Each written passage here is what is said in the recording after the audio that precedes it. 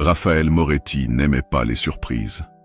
Pour cet homme d'affaires impitoyable qui avait bâti un empire en béton armé de rigueur et de prévoyance, l'inattendu était synonyme d'erreur. Son manoir, perché sur une colline dominant la ville, était l'incarnation parfaite de son obsession pour l'ordre. Chaque brique avait été posée selon ses instructions, chaque arbre taillé à sa convenance. Rien n'échappait à son contrôle. Du moins, c'est ce qu'il croyait. Cet après-midi-là, un rayon de soleil automnal perça les baies vitrées de la vaste demeure, répandant une lueur chaude sur le marbre froid du sol. Raphaël traversait le couloir principal d'un pas rapide, son esprit déjà absorbé par des chiffres et des réunions. Mais quelque chose l'arrêta net. Dehors, dans le jardin impeccablement entretenu, il aperçut une scène qui le dérouta. Son fils, Matteo, tournoyait pieds nus sur l'herbe. L'enfant, âgé de 12 ans, ne montrait d'habitude que peu d'intérêt pour quoi que ce soit qui ne soit pas un livre ou un écran d'ordinateur. Et pourtant, là, sous le soleil doré, il dansait. Raphaël fronça les sourcils. Ce n'était pas seulement l'attitude inhabituelle de son fils qui le troublait. C'était avec qui il dansait. Camila, leur femme de ménage brésilienne, se tenait à ses côtés, ses mouvements gracieux guidant Matteo comme un chef d'orchestre guiderait ses musiciens. La fluidité de ses gestes, sa précision, était indéniable. Mais plus que cela, c'était la complicité entre elle et Matteo qui dérangeait Raphaël. Il observa la scène depuis l'intérieur, son regard perçant détaillant chaque mouvement. Matteo imitait maladroitement les pas que lui montrait Camila, mais quelque chose d'inédit brillait dans ses yeux. Un éclat de joie pure, un enthousiasme brut que Raphaël n'avait pas vu depuis des années. Depuis la mort de sa femme, Matteo s'était replié sur lui-même, bâtissant un mur invisible entre lui et le monde. Un mur que même Raphaël n'avait jamais réussi à franchir. Pourtant, là, dans ce jardin, son fils souriait. La mâchoire de Raphaël se crispa. Qui était-elle pour obtenir cela de son fils? Il tourna les talons et se dirigea vers le jardin, ses pas résonnant sur le sol en marbre comme un avertissement. Lorsqu'il atteignit l'extérieur, Camila et Matteo cessèrent immédiatement de danser. L'air se chargea d'une tension palpable. « Qu'est-ce qui se passe ici ?» demanda-t-il d'une voix froide. Camila soutint son regard sans ciller, tandis que Matteo semblait se ratatiner sous l'autorité de son père. « Votre fils veut apprendre à danser, » répondit-elle calmement. « Ce n'est pas votre travail. » Il me l'a demandé. Le calme de sa voix, sa détermination tranquille, ne firent qu'attiser la colère de Raphaël. « Depuis quand veux-tu danser, Matteo ?» L'enfant baissa les yeux, triturant nerveusement ses doigts. « Depuis longtemps, » murmura-t-il. Une froideur glaciale envahit Raphaël. Comment avait-il pu ignorer cela? Comment ce désir avait-il pu grandir sans qu'il ne le voie? Mais ce qui l'irritait le plus, c'était que c'était Camila qui avait découvert ce secret. Camila, qui n'était là que pour nettoyer, cuisiner, faire disparaître la poussière, pas pour s'immiscer dans sa famille. « Vous allez arrêter ça tout de suite. » Camila croisa les bras, le regard toujours aussi ferme. « Si c'est ce que vous voulez. Mais je pense que vous devriez parler à votre fils avant de lui retirer ce qui le rend heureux. » Raphaël resta silencieux, ses poings se serrant malgré lui. Il n'aimait pas qu'on lui parle sur ce ton, encore moins de la part d'une employée. Mais ce qui le dérangeait le plus, c'était qu'elle avait peut-être raison. Et cela, il n'était pas prêt à l'accepter. Raphaël avait toujours été un homme pragmatique. Lorsqu'un problème surgissait, il ne l'ignorait pas. Il l'analysait, le décomposait en morceaux qu'il pouvait comprendre, contrôler, résoudre. Mais cette fois, la situation échappait à sa logique rigoureuse. Le soir même, alors qu'il dînait seul dans la grande salle à manger de son manoir, son esprit n'avait de cesse de revenir à cette scène dans le jardin. Matteo, souriant, dansant, vivant. Et cette femme, Camila, comment avait-elle pu atteindre son fils là où lui-même avait échoué? La colère laissait progressivement place à une curiosité dangereuse. Il abandonna son repas et s'enferma dans son bureau. Devant son ordinateur, il entreprit une recherche minutieuse. Camila Santos, brésilienne, 29 ans. Arrivée en ville il y a 6 mois, engagée par son service de gestion de personnel sans qu'il n'y prête réellement attention. Son dossier était d'une banalité déconcertante. Aucune formation particulière, aucun antécédent notable. Une simple employée parmi tant d'autres. Pourtant, quelque chose clochait. Ce n'était pas une intuition floue ou un pressentiment irrationnel. Non. C'était un détail, infime mais significatif. La façon dont elle bougeait, ses gestes fluides, son port de tête altier, la manière dont elle guidait Matteo avec une grâce naturelle. Poussé par une impulsion qu'il ne comprenait pas lui-même, Raphaël affina ses recherches. Camila Santos, danseuse. Il s'attendait à trouver des profils de réseaux sociaux sans importance, des pages personnelles oubliées. Mais au lieu de cela, il tomba sur un article d'un ancien magazine de danse.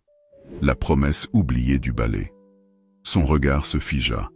Sur la page, une photo de Camila en pleine performance. Éblouissante, majestueuse. Elle se tenait au centre d'une scène, le corps tendu comme une flèche, ses bras dessinant des arabesques parfaites.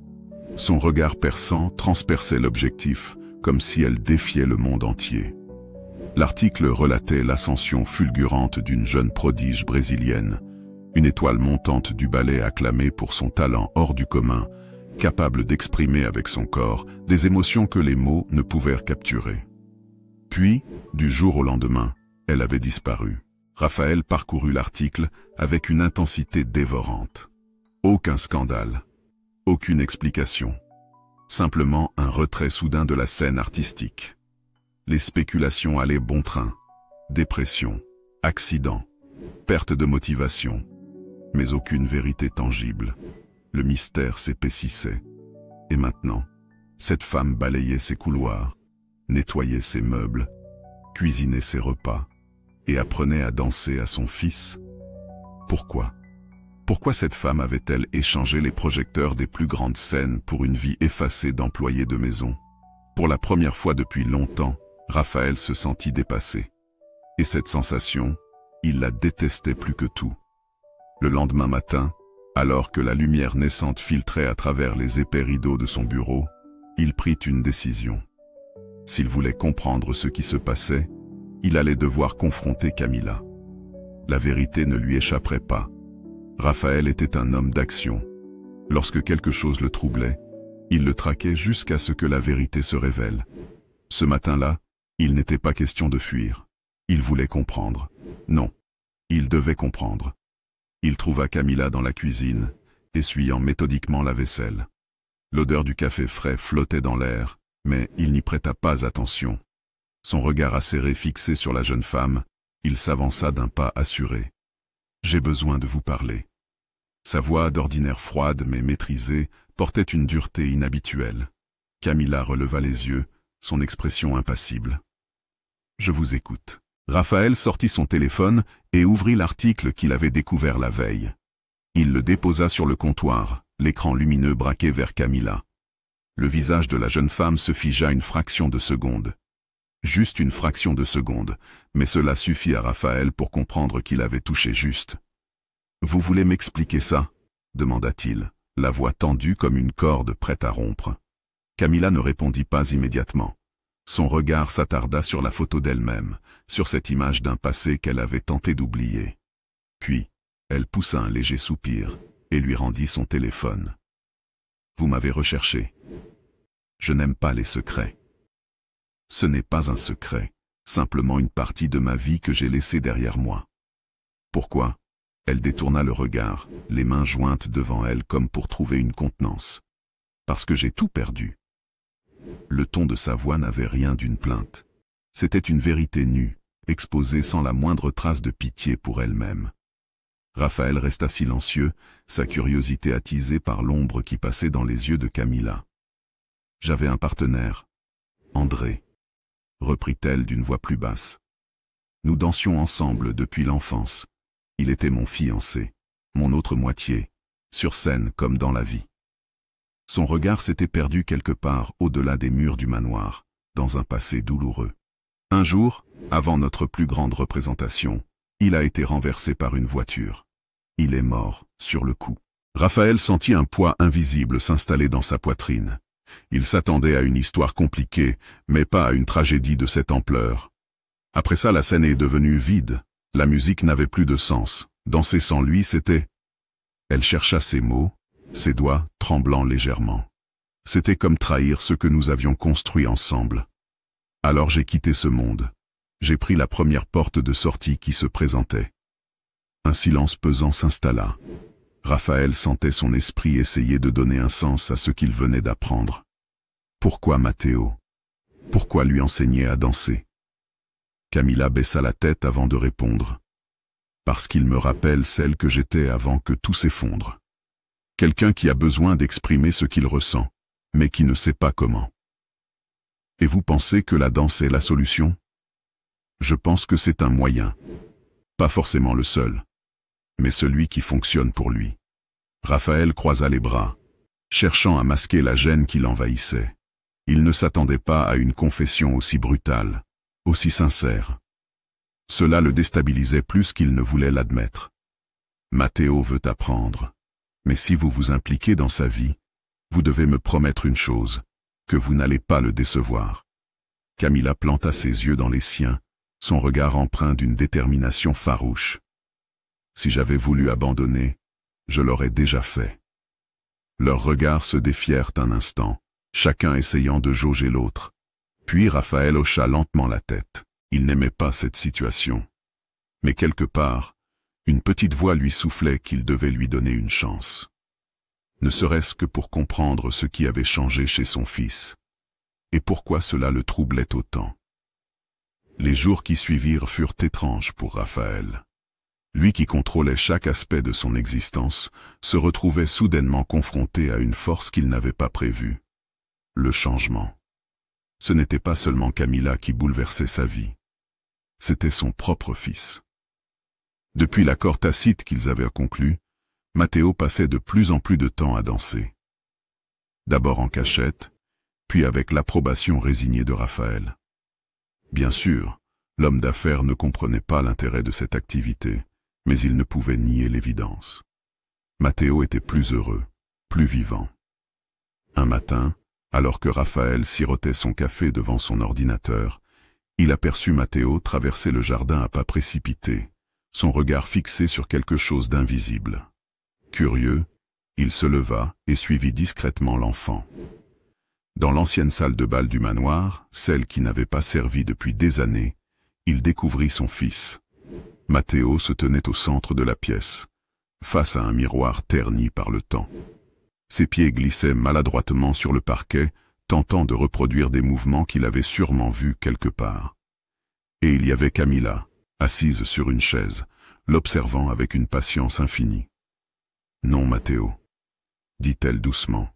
« Ce n'est pas juste une question de mouvement. C'est une question de ressentir, de laisser la musique te guider. » Matteo fronça les sourcils. « Comment est-ce que je fais ça ?» Camilla esquissa un sourire. « Ferme les yeux. Oublie les pas. Oublie le miroir. Laisse simplement la musique te traverser. » Raphaël resta immobile, caché dans l'ombre de l'encadrement de la porte, tandis qu'il observait cette scène qui le troublait autant qu'elle le fascinait. Matteo ferma les yeux. La musique débuta, une mélodie douce mais intense. Ses mouvements devinrent moins rigides, plus naturels. Bien sûr, ce n'était pas parfait, loin de là, mais il y avait quelque chose de brut, d'authentique, dans sa manière de danser. « Mieux », murmura Camilla, visiblement satisfaite. « Bien mieux. » Chaque jour qui passait, Raphaël constatait l'évolution de son fils. Matteo devenait plus confiant, moins replié sur lui-même. La danse semblait avoir réveillé en lui quelque chose qu'il croyait disparu, un désir de s'exprimer, d'exister pleinement. Mais ce qui le troublait encore davantage, c'était le rôle de Camilla dans cette transformation. Comment avait-elle réussi là où lui avait échoué? Qu'avait-elle que lui n'avait pas? Une nuit, alors qu'il travaillait tard dans son bureau, Raphaël entendit des éclats de rire provenant de l'ancienne salle de bal. Intrigué, il se leva et descendit les escaliers. Lorsqu'il ouvrit la porte, il découvrit Matteo et Camilla en pleine leçon. « Ce mouvement-là est difficile », se plaignit Matteo en essayant de reproduire une pirouette maladroite. « Personne n'a dit que ce serait facile », répondit Camilla avec douceur. « Mais l'effort en vaut la peine. » Matteo se redressa, le front perlé de sueur, mais le sourire aux lèvres. « Tu crois que je vais y arriver ? Je sais que tu y arriveras. » Cette certitude dans la voix de Camilla fit quelque chose à Raphaël. Une confiance qu'il ne parvenait pas lui-même à accorder à son propre fils. Sans un mot, il retourna à son bureau, l'esprit plus agité que jamais.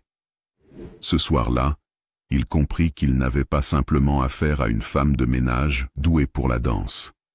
Il avait affaire à une force qui échappait à sa logique, quelque chose qui semblait destiné à bouleverser son existence. Les jours qui suivirent furent étranges pour Raphaël. Lui qui contrôlait chaque aspect de son existence se retrouvait soudainement confronté à une force qu'il n'avait pas prévue, le changement. Ce n'était pas seulement Camilla qui bouleversait sa vie. C'était son propre fils. Depuis l'accord tacite qu'ils avaient conclu, Matteo passait de plus en plus de temps à danser. D'abord en cachette, puis avec l'approbation résignée de Raphaël. Bien sûr, l'homme d'affaires ne comprenait pas l'intérêt de cette activité, mais il ne pouvait nier l'évidence. Matteo était plus heureux, plus vivant. Un matin, alors que Raphaël sirotait son café devant son ordinateur, il aperçut Matteo traverser le jardin à pas précipités, son regard fixé sur quelque chose d'invisible. Curieux, il se leva et suivit discrètement l'enfant. Dans l'ancienne salle de bal du manoir, celle qui n'avait pas servi depuis des années, il découvrit son fils. Matteo se tenait au centre de la pièce, face à un miroir terni par le temps. Ses pieds glissaient maladroitement sur le parquet, tentant de reproduire des mouvements qu'il avait sûrement vus quelque part. Et il y avait Camilla, assise sur une chaise, l'observant avec une patience infinie. « Non, Matteo, » dit-elle doucement. « Ce n'est pas juste une question de mouvement. C'est une question de ressentir, de laisser la musique te guider. » Matteo fronça les sourcils. « Comment est-ce que je fais ça ?» Camilla esquissa un sourire. « Ferme les yeux, oublie les pas, oublie le miroir. Laisse simplement la musique te traverser. » Raphaël resta immobile, caché dans l'ombre de l'encadrement de la porte, tandis qu'il observait cette scène qui le troublait autant qu'elle le fascinait. Matteo ferma les yeux. La musique débuta, une mélodie douce mais intense. Ses mouvements devinrent moins rigides, plus naturels. Bien sûr, ce n'était pas parfait, loin de là. Mais il y avait quelque chose de brut, d'authentique, dans sa manière de danser. « Mieux », murmura Camilla, visiblement satisfaite. « Bien mieux. » Chaque jour qui passait, Raphaël constatait l'évolution de son fils. Matteo devenait plus confiant, moins replié sur lui-même. La danse semblait avoir réveillé en lui quelque chose qu'il croyait disparu, un désir de s'exprimer, d'exister pleinement. Mais ce qui le troublait encore davantage, c'était le rôle de Camilla dans cette transformation. Comment avait-elle réussi là où lui avait échoué? Qu'avait-elle que lui n'avait pas? Une nuit, alors qu'il travaillait tard dans son bureau, Raphaël entendit des éclats de rire provenant de l'ancienne salle de bal. Intrigué, il se leva et descendit les escaliers. Lorsqu'il ouvrit la porte, il découvrit Matteo et Camilla en pleine leçon. « Ce mouvement-là est difficile », se plaignit Matteo en essayant de reproduire une pirouette maladroite. « Personne n'a dit que ce serait facile », répondit Camilla avec douceur. « Mais l'effort en vaut la peine. » Matteo se redressa, le front perlé de sueur, mais le sourire aux lèvres. « Tu crois que je vais y arriver ? Je sais que tu y arriveras. » Cette certitude dans la voix de Camilla fit quelque chose à Raphaël. Une confiance qu'il ne parvenait pas lui-même à accorder à son propre fils. Sans un mot, il retourna à son bureau, l'esprit plus agité que jamais. Ce soir-là, il comprit qu'il n'avait pas simplement affaire à une femme de ménage douée pour la danse. Il avait affaire à une force qui échappait à sa logique, quelque chose qui semblait destiné à bouleverser son existence. Le temps passait, insaisissable, laissant derrière lui une traînée de changements que Raphaël n'aurait jamais cru possible. Matteo évoluait, pas seulement dans sa manière de danser, mais dans sa manière d'être. Plus confiant, plus expressif. Son sourire devenait une présence familière, plutôt qu'une rareté précieuse. Et là déconcertait Raphaël autant que cela le soulageait. Mais une partie de lui restait obstinément méfiante. Il n'avait pas invité ce changement dans sa maison, et il détestait l'idée que ce soit une étrangère qui ait permis cette métamorphose. Pourtant, il ne pouvait pas nier l'évidence. Quelque chose avait été réveillé en Matteo, et même en lui, bien qu'il ne veuille pas l'admettre. Chaque fois qu'il croisait Camilla, il sentait cette irritation croître en lui, non pas parce qu'il la méprisait, mais parce qu'elle lui échappait. Elle, son histoire, son talent, et sa manière d'enseigner à Matteo sans la moindre hésitation. Une nuit, incapable de trouver le sommeil, Raphaël se leva et erra dans les couloirs déserts de sa demeure. Ses pas le menèrent instinctivement vers la salle de bal. La porte était entrebâillée, et un rail de lumière glissait sur le parquet ancien. Curieux, il s'approcha sans bruit. À l'intérieur, Camilla était seule, répétant des mouvements que Raphaël n'aurait pu qu'imaginer. Sa danse était à la fois brutale et délicate, emplie d'une intensité qui lui coupa le souffle. C'était comme si elle laissait son âme se déverser sur le sol, sans artifice, sans retenue. Un fragment de la prodige oubliée. Il n'aurait pas dû rester là, à l'observer en secret. Mais il ne pouvait s'en empêcher. Parce qu'en cet instant précis, il comprit quelque chose qu'il avait refusé d'accepter. Camilla n'était pas simplement une danseuse talentueuse. Elle était une artiste brisée, qui avait fait le choix d'enterrer son art pour ne plus souffrir. Et pourtant, elle continuait de danser. Pour Matteo, pour elle-même, pour une raison qui le dépassait. Le lendemain matin, Raphaël retrouva Camilla dans la bibliothèque. Elle lisait un livre sur l'art du mouvement, un manuel jauni par le temps qu'il n'avait jamais pris la peine d'ouvrir. « Vous dansez toujours », déclara-t-il simplement. Camilla referma le livre et le fixa de son regard intense. « J'essaie d'oublier, mais on n'oublie jamais vraiment. Alors pourquoi enseigner à Matteo ? Pourquoi revenir vers cet art qui vous a causé tant de douleur ?» Elle haussa les épaules, un sourire triste accroché à ses lèvres. « Parce que je l'ai vu lutter contre ses propres démons. Parce que je sais ce que c'est que de se sentir piégé par quelque chose qu'on ne comprend pas. Matteo a besoin d'exprimer ce qu'il ressent, même s'il ne sait pas encore comment. La danse est simplement le moyen qui lui convient. » Raphaël resta silencieux, réfléchissant à ses paroles. « Vous croyez vraiment qu'il a du talent ? Le talent ne suffit pas. Ce qui compte, c'est la volonté d'aller au bout, de se dépasser. Et vous pensez qu'il en est capable ? Je pense que la question n'est pas de savoir s'il est capable, mais s'il le veut réellement. » Raphaël hocha lentement la tête. Pour la première fois, il se sentit désarmé face à cette femme, parce qu'elle voyait au-delà des apparences, parce qu'elle comprenait son fils d'une manière dont lui-même se sentait incapable. « Vous voulez qu'il continue à s'entraîner ?» demanda-t-il enfin. Camilla croisa les bras, défiant son regard. « Ce n'est pas à moi d'en décider, c'est à lui. » Une vérité simple, mais déconcertante. Et pourtant, Raphaël savait, le jour du tournoi était enfin arrivé. Matteo s'était levé avant l'aube, trop nerveux pour dormir. Dans l'ombre tranquille de sa chambre, il avait repassé mentalement chaque mouvement, chaque enchaînement. Son corps était épuisé par des semaines d'entraînement intenses, mais son esprit bouillonnait d'un mélange d'angoisse et d'excitation. Raphaël non plus n'avait pas fermé l'œil. Il se tenait devant la grande baie vitrée de son bureau, observant la ville endormie au loin.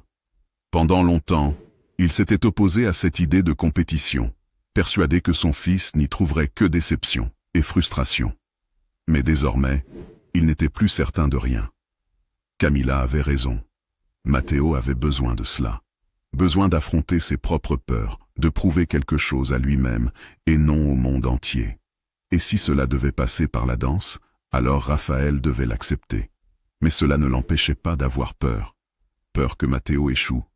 Peur que ce chemin qu'il avait choisi ne soit qu'une illusion. Peur qu'il soit brisé par un monde qui ne pardonnait aucune faiblesse. Lorsqu'ils quittèrent enfin la maison, le silence régnait dans la voiture. Raphaël conduisait, les mains crispées sur le volant, tandis que Matteo fixait son reflet dans la vitre, perdu dans ses pensées. Ils arrivèrent au théâtre quelques heures avant le début de la compétition. La salle était déjà bondée de danseurs s'échauffant, de parents inquiets, de chorégraphes au regard sévère. L'atmosphère était électrisante. Raphaël n'aimait pas cet endroit. Trop de bruit, trop de tension. Mais il resta. Pour Matteo, Camilla les rejoignit peu après. Sa présence sembla apaiser Matteo, qui lui adressa un sourire nerveux mais sincère. « Prêt ?» demanda-t-elle simplement. « Oui », répondit-il, sa voix tremblante mais déterminée. Raphaël se tenait en retrait, tentant de masquer son inquiétude. Ce n'était pas seulement une question de gagner ou de perdre, c'était une question de trouver qui Matteo était vraiment. Les heures s'écoulèrent comme des secondes. Les danseurs défilèrent sur scène, chacun livrant sa propre bataille contre lui-même. Lorsque le nom de Matteo fut enfin appelé, Raphaël sentit son cœur s'arrêter une fraction de seconde. Son fils monta sur scène, seul face au public, face au juge, face à lui-même. La musique démarra, et Matteo se mit à danser. Les premières secondes furent hésitantes, comme s'il luttait pour trouver son propre rythme. Puis quelque chose changea.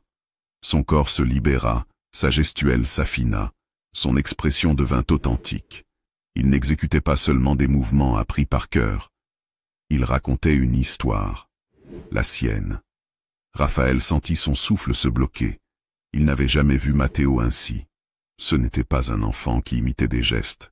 C'était un artiste qui s'exprimait. Les minutes défilèrent, emportées par une mélodie qui semblait résonner jusque dans les fondations mêmes de la salle. Et lorsque Matteo exécuta le dernier mouvement de sa chorégraphie, un silence profond envahit l'assistance. Puis, l'ovation éclata. Matteo resta un instant figé au centre de la scène, comme s'il n'osait pas croire à ce qui venait de se produire. Puis il sourit. Un sourire lumineux, sincère, qui réchauffa Raphaël au-delà de ce qu'il aurait cru possible. Lorsque Matteo rejoignit les coulisses, Camilla l'accueillit avec un éclat de fierté dans les yeux. « Tu as réussi. J'ai fait de mon mieux, » répondit-il humblement. Raphaël s'avança à son tour. Il n'avait pas préparé de discours, pas imaginé ce qu'il pourrait dire. Mais les mots vinrent naturellement. « Je suis fier de toi, Matteo. Peu importe le résultat. Je suis fier de ce que tu es devenu. » Les yeux de son fils s'écarquillèrent, comme s'il ne parvenait pas à croire ce qu'il venait d'entendre. Puis, il se jeta dans les bras de son père, oubliant toute retenue. Ce fut à cet instant que Raphaël comprit. Ce n'était pas seulement une histoire de danse. C'était une histoire de guérison. Pour Matteo. Pour Camilla. Et peut-être même pour lui. La compétition se termina avec l'annonce des résultats. Matteo n'avait pas remporté le premier prix, mais il avait reçu une mention spéciale pour son expression artistique exceptionnelle. Et pour lui, cela avait bien plus de valeur que tous les trophées du monde. Sur le chemin du retour, Raphaël se surprit à sourire. Pour la première fois depuis longtemps, il se sentait en paix. « Tu veux continuer ?» demanda-t-il soudainement. Matteo hocha la tête. « Oui, je veux devenir meilleur. » Raphaël acquiesça, son cœur rempli d'une nouvelle détermination. « Alors nous ferons en sorte que tu y arrives. » Camilla, assise sur la banquette arrière, échangea un regard complice avec Raphaël. Plus rien ne serait jamais comme avant. Mais cette fois, c'était pour le mieux. Merci d'avoir suivi cette histoire émouvante jusqu'à la fin. Nous espérons qu'elle vous a captivé, touché, et peut-être même inspiré. L'histoire de Raphaël, Matteo et Camilla est un rappel puissant que la vie nous réserve parfois des surprises inattendues, capables de nous transformer d'une manière que nous n'aurions jamais imaginée. Ce récit nous montre qu'il est essentiel d'écouter ceux que nous aimons, d'accepter leur passion et de les soutenir même lorsque nous ne comprenons pas entièrement leurs rêves. Parfois, il suffit de croire en eux pour leur permettre de briller. Nous tenons à vous remercier chaleureusement pour votre attention et votre fidélité. Si cette histoire vous a plu, n'hésitez pas à laisser un commentaire, à partager vos impressions, ou même à la partager autour de vous. Cela nous encourage énormément à continuer de vous offrir des récits toujours plus palpitants et inspirants. Restez curieux, ouverts d'esprit, et surtout, ne cessez jamais de croire en vos rêves et en ceux de vos proches. À très bientôt pour de nouvelles histoires.